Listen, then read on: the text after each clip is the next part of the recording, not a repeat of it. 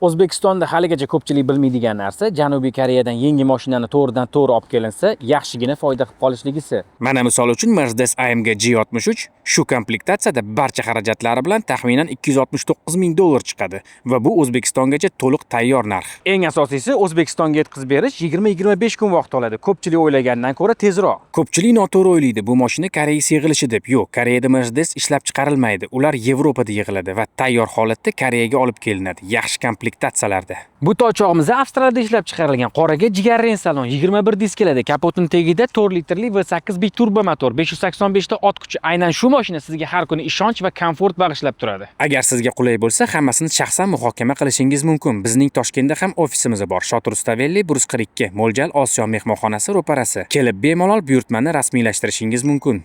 Agar siz ham mashinani Janubiy Koreyadan foydali narxlarda buyurtma qilmoqchi bo'lsangiz, bizga murojaat qiling. Biz tanlab, yaxshi komplektatsiyasini tekshirib, 22-25 kunda O'zbekistonga yetkazib beramiz.